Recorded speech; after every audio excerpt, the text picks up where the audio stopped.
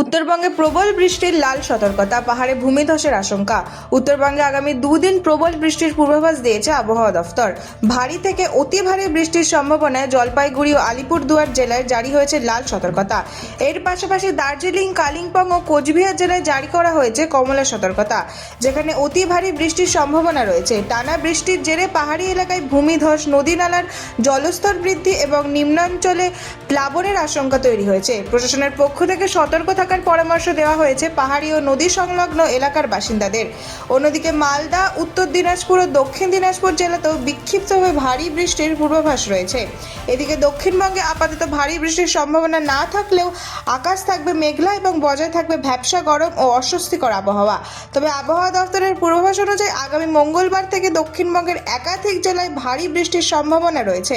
উত্তরবঙ্গের বাসিন্দাদের অপ্রয়োজনীয় ভ্রমণ এড়িয়ে চলা এবং প্রশাসনের নির্দেশ মেনে চলার পরামর্শ দিয়েছে আবহাওয়া দফতর।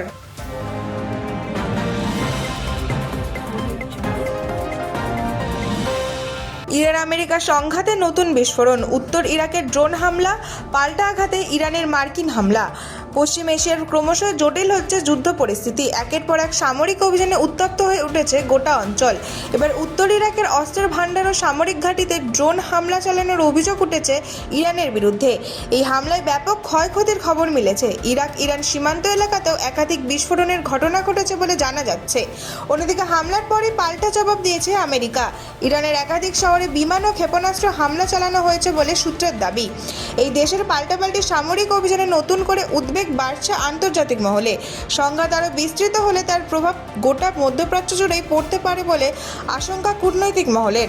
পরিস্থিতির ওপর কড়া নজর রাখছে বিশ্বের একাধিক দেশ।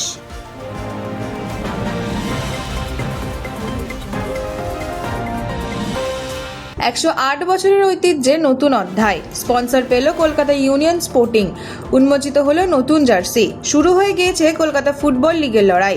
আর কয়েকদিনের মধ্যেই মাঠে নামতে চলেছে 108 বছরের ঐতিহ্যবাহী কলকাতা ইউনিয়ন স্পোর্টিং ক্লাব। মরশুম শুরুর আগেই বড় সুখবর পেল ক্লাব। নতুন স্পন্সরকে পাশে নিয়ে নতুন উদ্যমে পথ চলা শুরু করলো তারা। শনিবার কালীঘাট ক্লাবের টেস্টে আয়োজিত এক অনুষ্ঠানে আনুষ্ঠানিকভাবে উন্মোচন করা হয় কলকাতা ইউনিয়ন স্পোর্টিং এর নতুন মরশুমের জার্সি।